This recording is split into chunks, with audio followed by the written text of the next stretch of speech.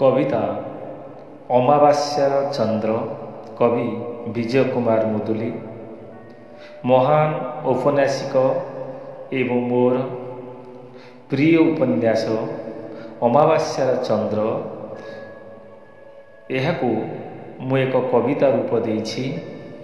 केते दूर सफल होइछि ताहा जाने ना, तथापि सेई महान लेखक औपन्यासिक गोविंद दास को मुझे उत्सर्ग करिकी यही कविता पाठ करुछि। मोर कविता अमावास्यार चंद्र। मु जाने ना तमे दिने ना दिने केहू रूपरे ना केहू रूपरे आसीबो नुआ रूप धरी बदलई देवाकू मो जीवनर गतिपथ धोई देवाकू मु संचिथिवा समस्त पाप कलंक।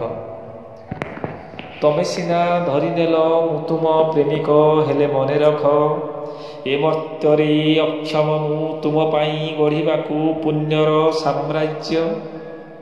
शुणिब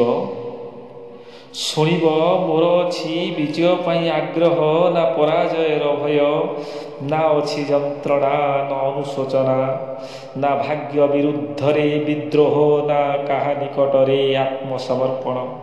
किछि बोली किछि नाही। केही केही मो इतिहास पृष्ठा को अबुझा अबा बुझिबापणरे कहि पारंती मो कलुषित कुश्चित जुआड़ी मद्यप सत्यलंपट अंधकार गहरे छपिथिबा प्रतारक। मु देखिछि परिचित परिचित नूतन पुरातन जेउठी रहणी मो ताही मो पांथशाला मधुशाला काटिछि विनिद्र रजनी। जीछि जीवन साथीहीन पथिकटी परी एका एका जीए केबे असहाय नुह।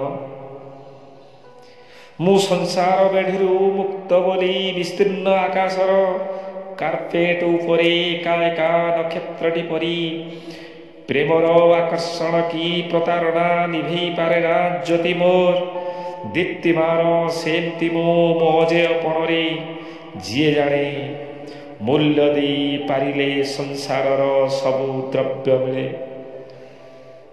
वाह कि चमत्कार ए जीवन, वाह कि चमत्कार ए जीवन।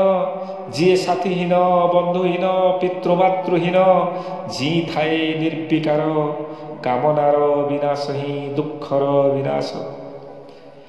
निज पाई अंधार की आलुअरु अळुंद झाड़िबाकू जाइनी देवालय नेउरा हेनी आसक्तिर आकुलतारे कि मो अमरत्व पाई मागिनी केबे अमृत फलटे खाली जहा अंतरात्मार डाक मु शुणिछि। हेले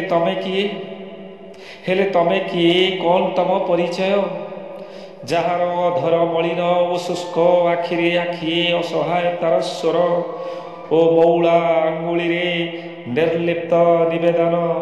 जीए चाहे सजाड़ी देवाकू ता असजड़ा दुनिया सतेज करिबाकू ता मौला ग्रंथिरू सज फुटा फूल झलसेई देवाकू ता पांडुर मुहरे रूपर मर्यादा। हेले मो पाई से कौन योग्य ना उपभोग्या, योग्या ना उपभोग्या।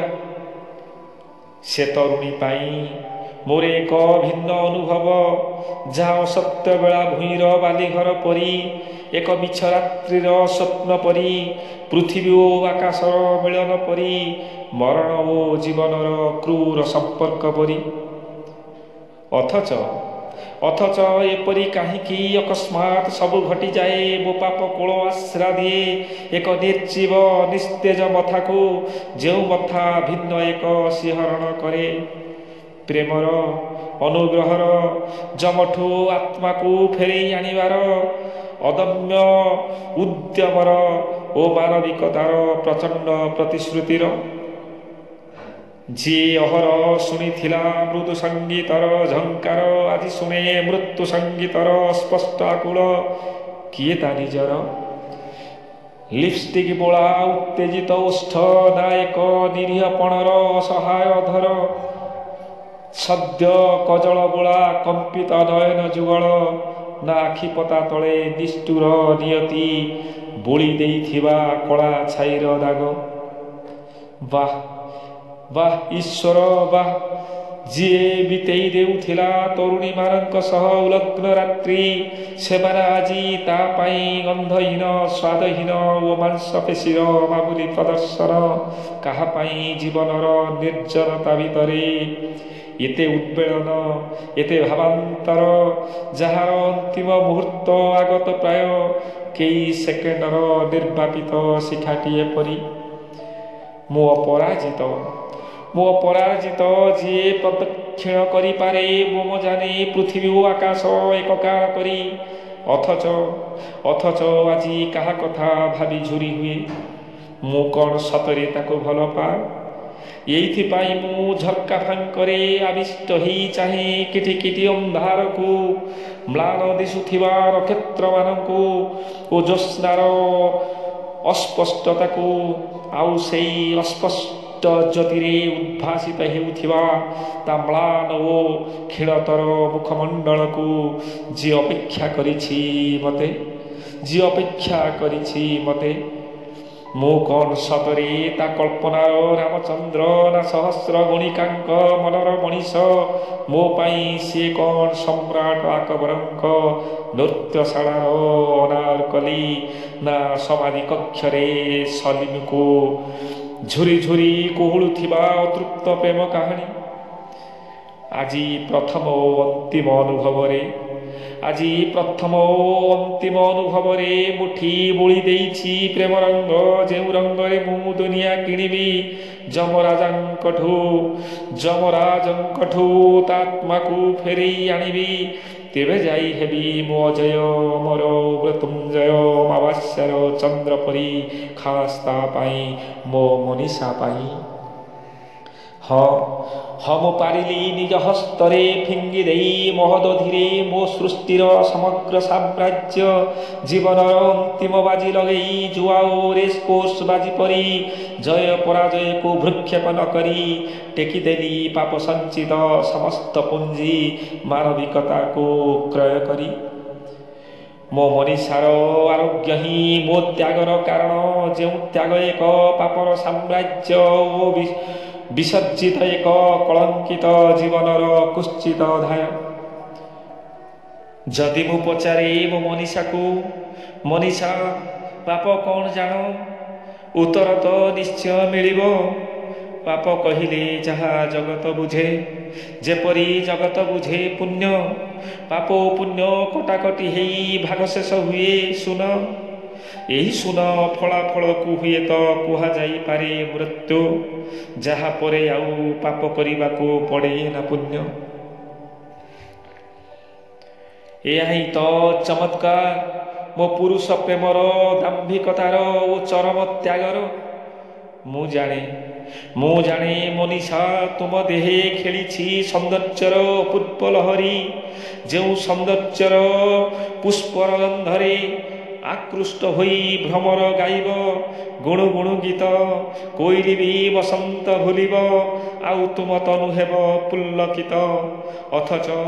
ଅଥଚ ମୁଁ କହିପାରେ ନା ଖୋଲି, ଅଥଚ ମୁଁ କହିପାରେ ନା ଖୋଲି, ତୁମକୁ ମୁଁ ଭଲ ପାଏ ବୋଲି। କି ତୁମଠି ସାବ୍ୟସ୍ତ କରିପାରେନି ମୋର ଅଧିକାର, ମୋ ତ୍ୟାଗର ପ୍ରତିବଦଳରେ। ମାତ୍ର ଥରଟେ ଖୋଲିକି କହିନି ପଦଟେ, ମାତ୍ର ଥରଟେ ଖୋଲିକି କହିନି ପଦଟିଏ। ଆସ ମନୀଷା ଆସ, ମୋ ବାହୁ ବନ୍ଧନରେ ଲୀନ ହେଇ ସ୍ୱପ୍ନ ଦେଖ ଏକ ନୂଆ ସକାଳର। ସବୁ କଥା ତ କହିଦେଲ, ସବୁ କଥା ତ କହିଦେଲ, ହେଲେ ମୋ କଥା କାଉ? ମୁଁ ତମ ମନୀଷା କହୁଛି, ମୁଁ ତମ ମନୀଷା କହୁଛି, ଯାହାକୁ ଦିନେ ରାସ୍ତାରୁ ଉଠେଇ ନୂଆ ସ୍ୱପ୍ନ ଦେଖାଇଲ। ଶୁଣିଲନି ମୋ ଆତ୍ମାର ବିନୀତ ନିବେଦନ, ଚାହିଁଲ ବି ନାହିଁ ଟିକେ ମୋ ଦେହ ମନ, କି ନେଲ ନାହିଁ ମୋ ଦେହ ପରଶ, ଯାହା ଥିଲା ତୁମ ଅଧିକାର। ଏପରିକି ସାମାନ୍ୟତମ ଇଙ୍ଗିତ ବି ଦେଲ ନାହିଁ। କାହିଁକି ଏପରି କଲ? ବାଧା ତ ନଥିଲା କିଛି ବୋଲି କିଛି, ଅଥଚ ସ୍ୱପ୍ନ ପରି ଦୂରେଇ ରହିଲ। କେଉଁ ଦୂର ଦିଗ୍ବଳୟ ସେ ପାଖେ ତମେ ଛପିଗଲ। ମୋ ଜୀବାର ଦୁର୍ବାର ଆଗ୍ରହ ତ ତମ ପାଇଁ ଥିଲା। ତମ ଯୋଗୁଁ ହିଁ ତ ମୋ ଅମାବାସ୍ୟାର ଜୀବନେ ଚନ୍ଦ୍ର କିରଣ ବୁଣିଲା। ହେଲେ ତମ ଅନୁପସ୍ଥିତିରେ ମୋତେ ତ କିଛି ପ୍ରତିଦାନ ଦେବାକୁ ପଡ଼ିବ। ମୋ ମୃତ୍ୟୁର ପୁନଃ ସାହାନାଇ ଗୁଞ୍ଜରିତ ହେବ। ଆର ଦୁନିଆରେ ଆମର ନିଶ୍ଚୟ ହୋଇବ ମିଳନ। ମୋ କୋଳରେ ତମେ ମୁଣ୍ଡ ରଖିଥିବ, ମୁଁ ସାଉଁଳି ଦେଉଥିବି ତୁମକୁ ଗୋଟାପଣେ ଆଲିଙ୍ଗନ କରି। ହୋଇବି କୃତାର୍ଥ ଯେବେ ତୁମ ଅଧିକାର ପ୍ରତିଦାନ ତମେ ନିଶ୍ଚୟ ପାଇବ। ଯେବେ ତୁମ ଅଧିକାର ପ୍ରତିଦାନ ତମେ ନିଶ୍ଚୟ ପାଇବ। ଧନ୍ୟବାଦ।